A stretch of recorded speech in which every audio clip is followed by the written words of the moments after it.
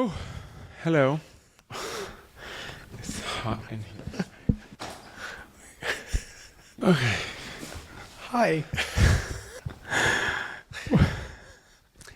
Hello and welcome back to another episode of IVF Daddies, where today you're going to talk to me, Richard, and Julio. And it's hot in here, so I'm sweating. he's already sweating and we haven't actually asked him any questions yet. Anyway, today we're actually going to talk about something that was very interesting that came up from one of the previous podcasts. If you were listening a couple of weeks ago, I was in Greece and I was there for the christening of a godchild of mine. And her mother, Emilia, asked me back in the day if I would donate sperm. And I said no for different reasons. But that sparked a couple of DMs to us. And we wanted to talk to you about what the options are if you need a sperm donor or you're going down that route. Obviously, I didn't need a sperm donor for my family. But I mean, it's not necessarily obvious. Like some people you've mentioned before, there have been patients, but if you're a cyclist or a sport person, it's not obvious that just because you're a man. No, but for my family, we've spoken about the fact that I did my sperm deposit and all those different things. So that's what I meant. But you're very right. Like we spoke about to Cheryl Homer about how some men don't have sperm and what does that mean? And it was very interesting actually, because one of the things that I'm not so up to speed on is reality TV. And that's all I know about. Pretty much.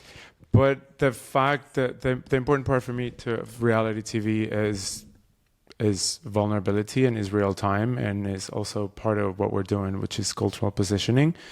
And it's very interesting that in two of the most popular reality shows, which is Vanderpump Rules and the Kardashians, we get to see a little bit of cryobank. Yeah, we did with the California cryobank. So there was the one that's based in LA where there was the lady who went in to have her family, right? She wanted to get sperm. Yeah, there was, so Lala from Vanderpump Rules, she did a party about having her friends over to choose the sperm donor. She went through it. But like what I want to touch based on is the fact that we're empowering people, right? We're empowering people, we're empowering women. We want women to have their career, their success, which is in part what we do with egg freezing. The whole point of you freeze your eggs is so you can succeed at your career and you can do everything. And then when you want to have a family, you can do it. And then in these two episodes, we see Lala that she went through a divorce and then she had a baby and then she wanted to have a baby. So she decided to go through a sperm donor. She's been traumatized for her marriage. And to me, the important part is that it still looked frowned upon. Yeah, it was really, I watched the episode, which is not something I would normally do, but I watched the episode and it was interesting because certain people were almost stigmatizing the fact that she wanted to go and choose sperm from a sperm bank. And that to me was just, it was wrong. I didn't like that. And again, it's back to that empowering people to be able to do what they want for their family. And it's one of those things that I just think that a lot of people do. That you want to do what? No. You're going to choose sperm from a catalog. Like, why? Why not go, oh my gosh, that's amazing. How can we support you in that? I know. And my question is, what is the issue? Is the issue of women being mothers alone, or is the issue of a woman, or the fact that somebody donated sperm and it looked like a homeless person did it? Because I remember back in 2014, my first contact, reality TV again, is on Real Housewives of Atlanta, which is real funny because we interviewed Shadina, that is also from the Real Housewives of Atlanta, but there's an episode of Phaedra and Kenya when Phaedra says to Kenya, "You're going to a sperm bank because that person, all they needed was a slice of pizza so they can ejaculate it in a cup," and that is like a put down of you don't know if it's a child molester or whatever, and that to me makes me feel like, what is the issue? Is it issue of a woman trying to have a family alone, or is it issue of a woman going to choose the sperm donor? Because I feel like we've normalized egg donors Right. slightly more than... But again, I think it's that ignorance. Ignorance isn't stupidity. Ignorance is you don't know any better. So for somebody to say, oh, you know, they got $10 to ejaculate in a cup and they might be an axe murderer, a lot of people probably think that. But when you're working with sperm banks, so California Cryobank or any of the others that are out there, they're going to do background checks. They will do that. They will make sure that that donor is who they say they are.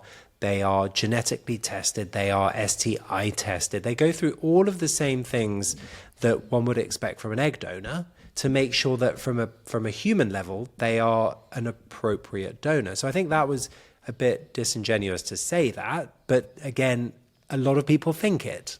So does it make it right or wrong? I don't know. But I think it's coming back to that conversation of, well, who cares? At the end of the day, if that's how you want to form your family, let's support you in that. Well, to me, that who cares is the person that is thinking of doing it and not going through because they don't know where to start. Right. And because the internet can be overwhelming and because they know they're not going to get support from their family. So the beautiful thing about these episodes is they are accepting to have the show and the clinics are accepting to be exposed to normalized alternative route of building a family. And it's really interesting that it's the same company on both shows. But what I see in the second episode was when Khloe goes with Malika to the cryobank and they're going through the catalog, even though it's put in the lightest light and the most positive way, and they're very happy of this route of making a family, you still see that you hear the people from the clinic saying this is not plan A, this is not plan B for most people. So it's back to the last resource. Well, what for me was really interesting in watching that clip where you've got the Kardashian talking to her friend, the friend was sitting there and she cried. She was overwhelmed. Again, it's back to that. You're given this information and again, it's almost like it sideswipes you and it comes back to that step of, this is not what I was thinking in my life. This is not what I was wanting. But the upside, and this is what Khloe said, she was like, it's okay. You know, we're here to give you optionality to make sure that you know that you've got this. And it might not have been plan A or B, but it was C or D. And it comes back to, you know, you'll end up with a family one way or another. It may not be the one you thought you were going to have, but the options are there. But it's really funny because Khloe has 2 kids, and the first kid with the person in the relationship, the second kid, she wanted to be genetically linked. And after having the affair and all the scandal, she used an embryo that is the same father and the same mother so they can be blood related. That, it was almost seen fine. But then going to a sperm bank as a woman. Sorry, back up. So she has a baby with a donated embryo. No, so she was dating this basketball player and then she wanted to have a baby. So they have a baby and then he started a whole affair while she was in the delivery room. The affair came out on the internet and then they broke up. She gave her a second chance because he's the father of the kid. And then she wanted to have a second kid and they did it through a surrogate. And she was talking about how uncomfortable it was for her. For Kim wasn't, but for her it was really uncomfortable to have her first child carried and the second one through a surrogate. And then, but they don't talk about the taboo of having the baby through a surrogate or an embryo. And then when the friend is going to the sperm bank, it's still almost like, let's just educate ourselves in this. But I guess it comes back to the fact that it's not she's not in a relationship with the person that donated sperm. And some people can't get their heads around that because I guess Khloe had embryos with her ex. They used, because you have to make embryos to put them into a surrogate. Yeah. Right. Because that was actually one thing that I remember talking to a parent about. When he was pre-child, he was like, I don't want to have sex with my surrogate. And I was like, you're not going to. We're going to make the embryos in the lab. Your sperm, your wife's egg, we're going to make the embryos and then we'll do a frozen embryo transfer and put that in. That is like Handmaid's Tale. Well, but I think that's a different story. But yeah, it's one of those things that I think people can wrap their heads around, the fact that you are in a couple and you're in a relationship and you're doing that. But if you're single and you have to go down the egg donor route, the sperm donor route, that's a step further that a lot of people can't quite fathom. And I think to your point, egg donation has now become normalized to a point. Sperm donation hasn't. Yeah, it hasn't. Unless it is because in New York, you get to see a lot of, like I was in the photography industry, in the fashion industry, you get to see a lot of donors, a lot of models, male models being sperm donors to make extra money. And then I was hearing on the episode that there was something like elite or platinum or like, because I know you have 3 contracts for egg donors. You have contact or no contact. But this, like, do you have elite donors, a sperm and egg as well? I think it depends where the sperm donor is coming from. But for certain sperm banks, you've got the, I think it's called platinum, which is where that sperm donor is only for you. Oh. Because if you think about it, when you ejaculate, they can take that sperm and put it into many different vials, and we can ejaculate Or you can go to different banks. Or you can go to different banks. I mean, exactly. There's no one registry for sperm donors, nor is there one for egg donors. So if a sperm donor comes to me and says, hey, I'm only going to work with you, there's nothing stopping them going to another sperm bank and leaving sperm deposits there. Right. So you're signing up for a platinum sperm donor that will only deposit in this clinic and they will only give that to you. We don't know that. Mm. But you've got to go with faith a little bit to say that they've been educated, this is what they're doing. And I think with things like 23andMe now, you can find out. But again, that's after the fact that you find out that the sperm donor that was only for you now has donated 17 times and how you have children all over the world, right?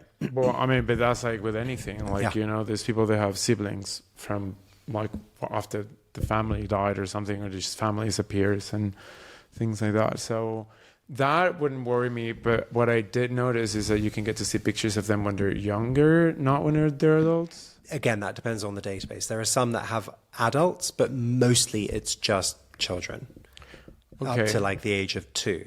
So I would like to ask you a question. When you first heard that I wanted to talk about this, what was your thought process after when I showed you the clip and I told you my perspective? That as much as I'm an expert on sperm, I'm not an expert on sperm donation. And that it's a very new realm to me of a topic that I don't feel like I'm a professional at, if that makes sense.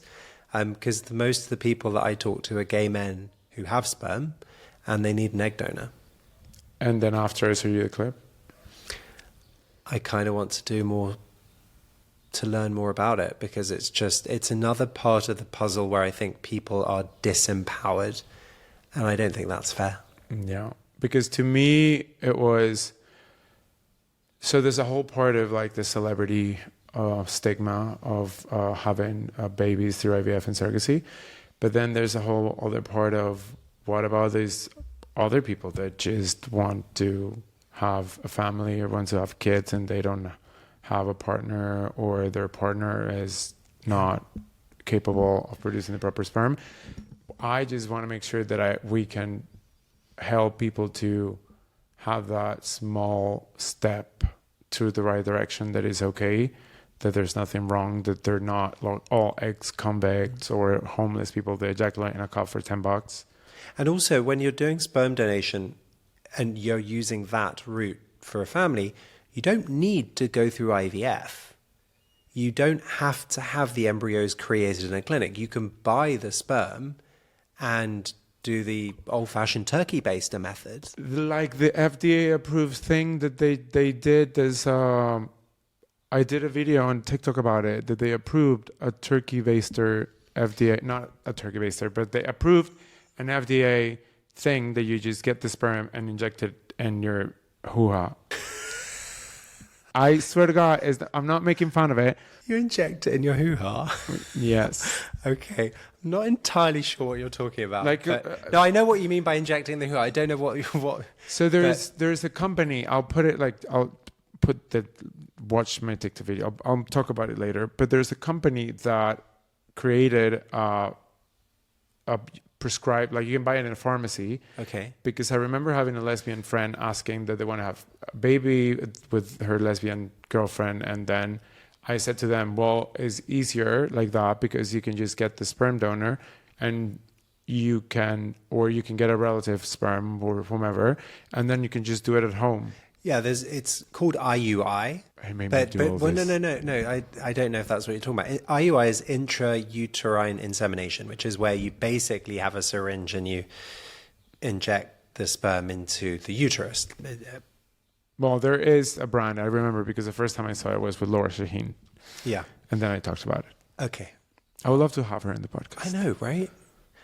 Laura? Dr. Shaheen, you're next. Oh, sorry, Dr. Shaheen. She's the doctor. They study for a long time. I know. It's insane. Yes. But anyway, so you're next.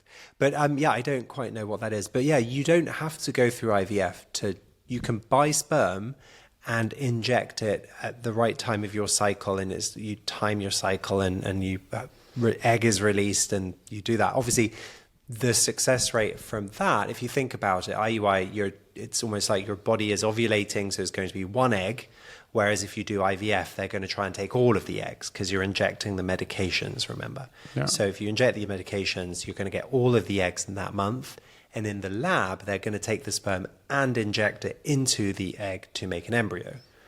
Whereas if you're doing IUI, your body releases it naturally. Yeah. It's traveling down the fallopian tube and hoping to find sperm. So the probability of success is lower in the turkey baster injection method versus IVF, which is higher. But of course, you're doing IVF, so it's going to be much more expensive. Like, do you buy like a batch that you can just use multiple times, or do you buy like a one and then buy again? You buy vials of sperm. So when you ejaculate, they're going to take it and put it into small vials, and you buy 1, 2, 3, 4, 5, however many vials there are. So is the price per vial or a price per success rate? Per vial. This vial. It's vial. Yes. But wow. yeah, because you buy a vial, it might not work. So then you have to buy another vial. And then what if that vial runs out? And then you have to go back and say, hey, can you again, please? Oh, wow. Well, I mean, yeah, it's the same as I've heard through the DMs of people telling me that they froze their eggs and they used all their eggs and they didn't work and they have to go through an egg donor. Yeah. So I guess it will be on the same aspect of it. So yeah, nothing is a guarantee, but it's a different route. And my goal is to just make sure that it's okay. There's no need to make people feel bad if they just want to go get a sperm donor. Well, I think that to me was really interesting. Watching those two clips back to back, you had one where I felt somebody was being almost belittled or put down because that's what they wanted to do. And that was in the Lala and the Vanderpump. Lala, and I felt quite sad for her. Actually, she cried. Yeah, I felt really bad for her because that was something she was desperate to do and desperate for the validation from her friends and what she was doing. And then when somebody was like, "Yeah, I felt that in my core," and then you flipped to Khloe. And the positivity that she was giving, and it was like night and day. Yeah. And I think that again comes back to why we're doing this. It's that positivity to know that there are options, that we're here to help. That if you don't know, come to us. We will do what we can, even if we don't have the answers. We know who to ask. And I think that after watching that, I was a lot more heartened. and I never thought I'd say this, but I was actually heartened watching a Kardashian episode going, wow, that was really amazing. Keep up. I know you, this is your life. I mean, they are amazing, and they've been talking about it for years. They basically invented IVF and surrogacy. Yeah, exactly. It's like Cher invented audio tune. They invented IVF and surrogacy. But I mean, yeah, with the Lala, especially like if you're a mother and you're a mother of one and something happened to the father of your babies or whatever, and her statement was, is something that I'm really good at is being a mom. Don't let anyone take that away from you. Call us and we'll be here to support you and give you that. All you need is that one person to encourage you. And then that brings me to a topic of that we just came back from Paris and we had dinner with amazing group of doctors, IVF doctors. And I touched on a topic that I thought it was going to be more controversial, which was the hyperbaric chambers and the Ozempic babies on the rising. And the doctors were like, oh, yeah, definitely. Like, of course it works. Like, it totally makes sense. And then we're like, I thought I was going to be just provoking at the table. And I was like... completely deflated. He's like, let's get an argument going. And they were like, yeah. And then, yeah, the whole point is if you reduce inflammation, you have more chances of success rate. And hyperbaric chamber doesn't mean that it's going to make you have a baby, but it means that when you have your cycle or when you have it helps you reduce inflammation, the same as with Ozempic. So that to me was something that I'm glad they were doing that. It was really interesting because it was quite funny watching you going, oh, and another topic. And they're like, yeah, no, we know about this. It increases the oxygen, the hyperbaric chambers increase the oxygen in the system. And there has been FDA studies and all these different things. We know it. We know these have happened, not FDA studies, but we know that these things happen and it's worked. I think the Ozempic thing is maybe a little bit too early to go through, but to your point of anything that's reducing inflammation, anything that is reducing the things that stop a pregnancy being successful, it's going to work, right? And I think, again, I'm not a doctor, so I don't know the downstream implications of all these things, but if it's working, that's a good thing for those people that have been struggling. Yeah, I guess it is.